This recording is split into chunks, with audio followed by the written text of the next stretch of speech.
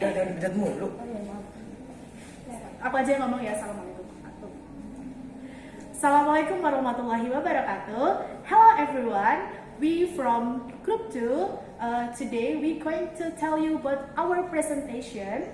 But before we start, let me introducing our group members. My name is Ega Nurdianis Ifada And my name is Arfian Kurnianto. I'm Hani Ramadeni. I'm Muhammad Tunde Sanggita. and So this is our result for our discussing about the of text. okay.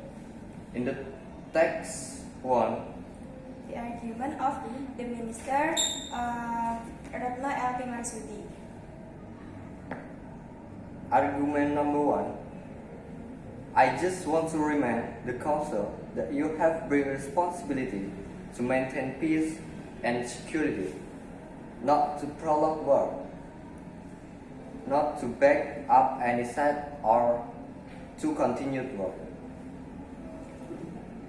This argument have an unstated assumption that means elaborate and emphasize to them that the council's job is to keep peace and not to prolong the war. The evidence, the council has great responsibility to maintain peace and security, and that is a fact. Valid and soundness. This argument tries to remind the council of their responsibility toward peace and security, which is valid a statement. This argument makes sense as it encourages considering the council's responsibility toward peace. Argument number 2.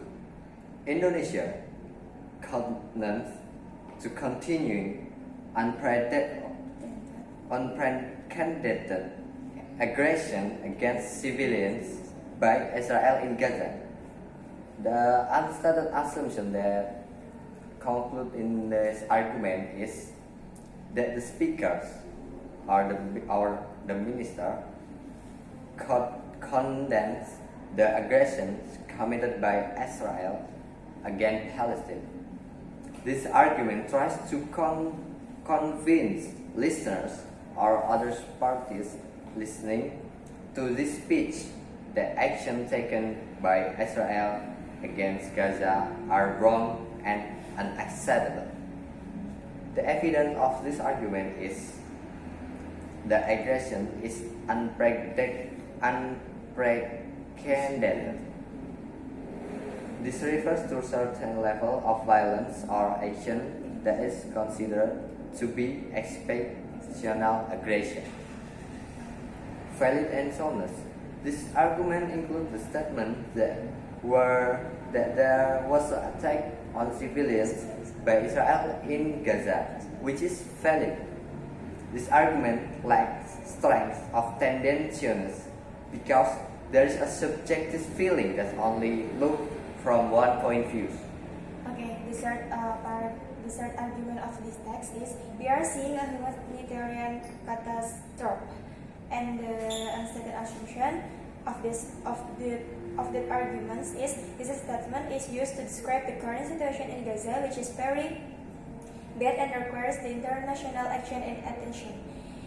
The evidence of that arguments is this is a general statement that doesn't provide any specific evidence or data in the text. However, it can be supported by previous arguments in the text, such as statement regarding attacks on hospitals, blockade of access to research, and also detention of civilians hostage. And is the data valid or not? The statement is valid because it claims that there is a humanitarian disaster happening that is supported by evidence in text. And then the fourth argument in text 1 is crimes against humanity are happening as we speak. Are we going to stand Indian? Okay, unstated assumption is this is the speaker's arguments trying to convince the rest of the audience that given the situation we should not stand idly by and that action is needed.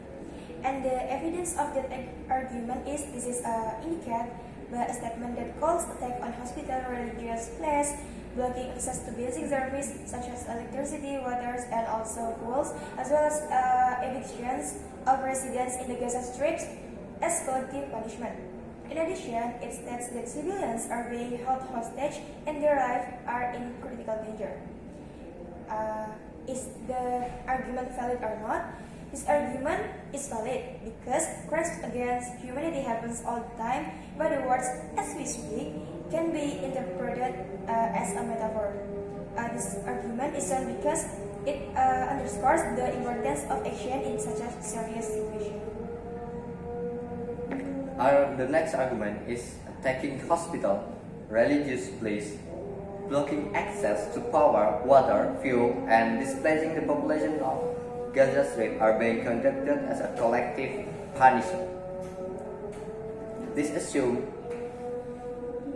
that this action considered collective punishment, which presupposes that they deliberately carried out as a collective punishment by the responsible parties. The evidence for this is not explicitly mentioned in the text provided, but generally based on well-documented events and reports from the conflict in Gaza. This statement is valid in the context of the Gaza conflict, where such action have been reported. The next argument, number 6, is how are you going to exercise your responsibility? When are you going to stop the war in Gaza? The assumption is that Indonesia is initiating that the war in Gaza must stop, and the actions needed to stop the war are the responsibility of the Council.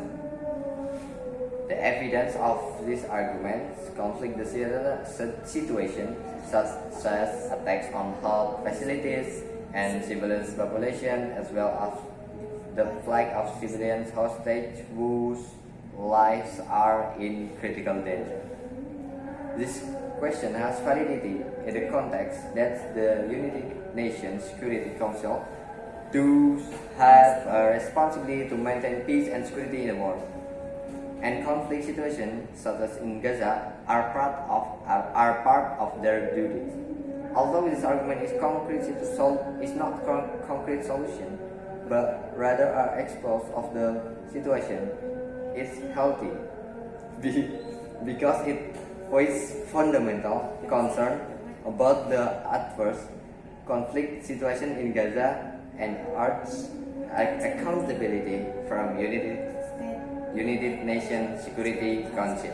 Okay, and the last argument at the text is every second was due to political disagreement and failure for consensus represent a humanitarian debate for the Palestinians and creates further instability for the world. The assumption of that arguments is the statement said the political disagreements or failure to reach consensus are the main causes of humanitarian problems and world instability. The evidence of that agreement is this statement does not provide concrete evidence in the text supporting the claim that every second was due to political disagreement has occurred. The text doesn't explicitly present data on time was or statistical analysis of political disagreement. Is the data valid or not? This statement has several weaknesses despite claims about the negative effect of political strife and failure to reach consensus.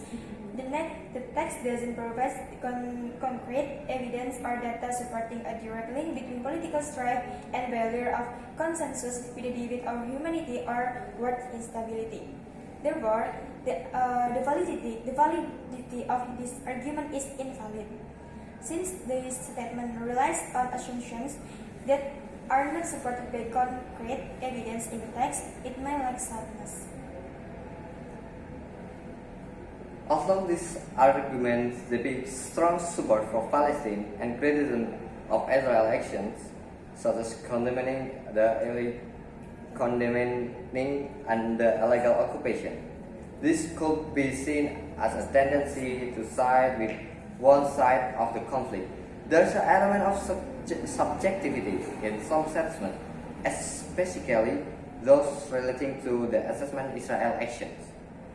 The argument in the text to the situation in the Middle East, especially the conflict in Gaza and Palestine, the argument in the text are closely related to humanitarian issues, acts of violence and peace efforts in the region.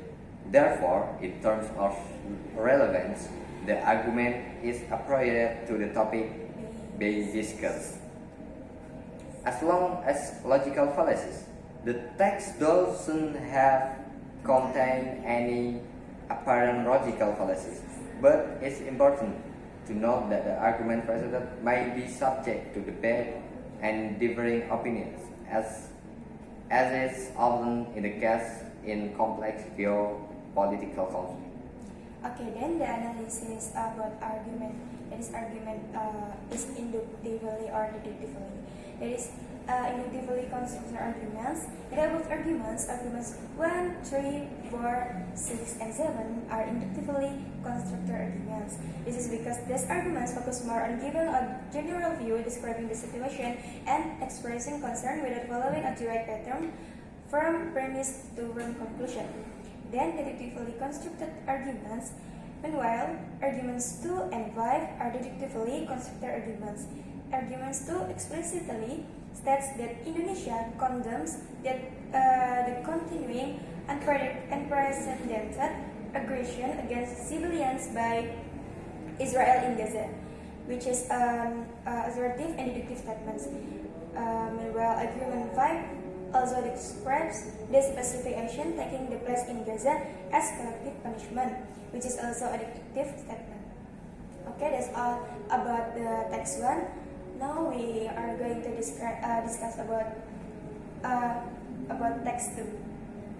Text 2, text America in Secretary Anthony J. Blinken speech at the UN Security Council Ministerial Meeting on the situation in the Middle East. He presents several arguments and theses.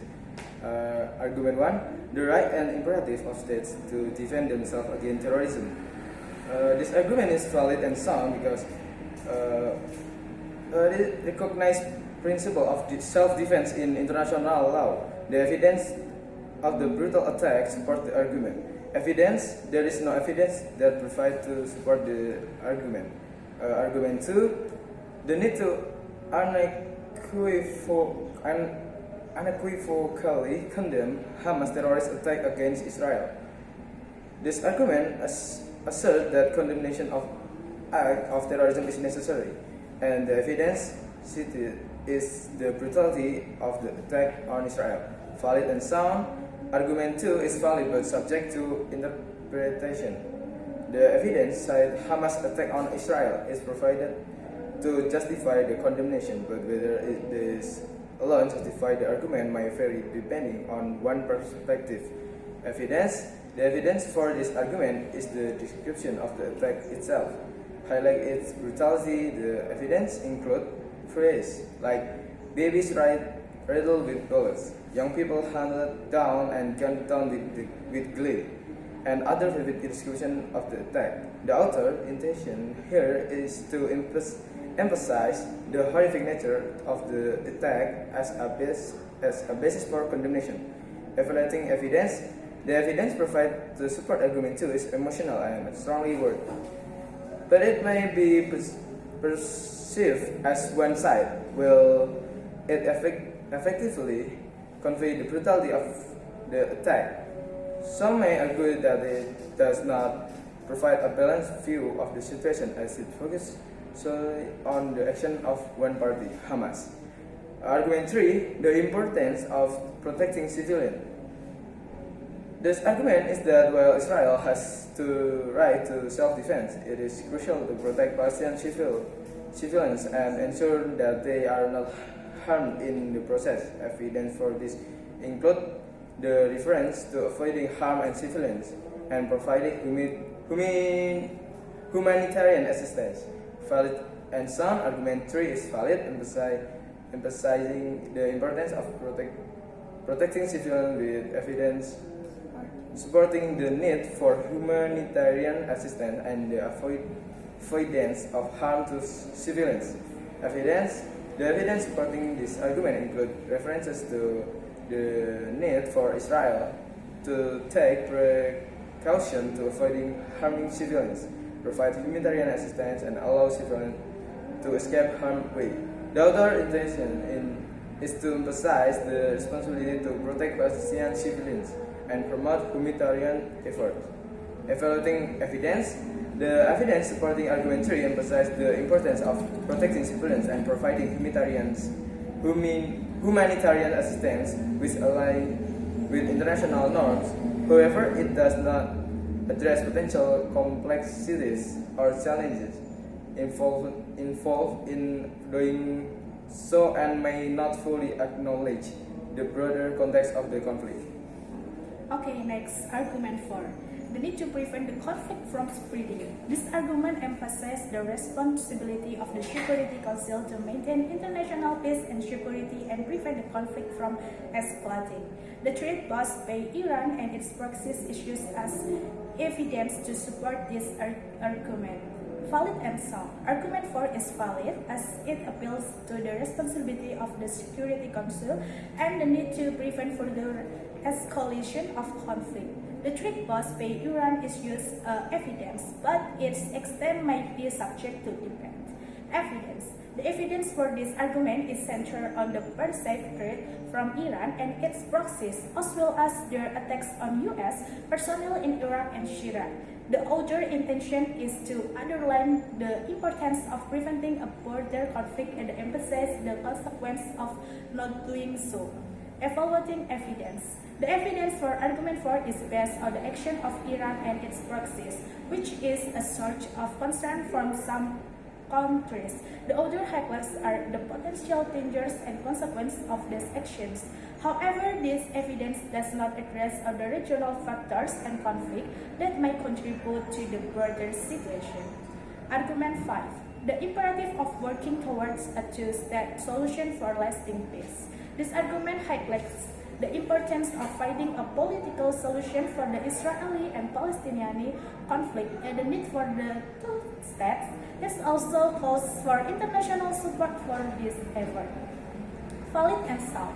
Argument 5 is valid in calling for a two-state solution, although it might not fully address the complexities and challenges of achieve it.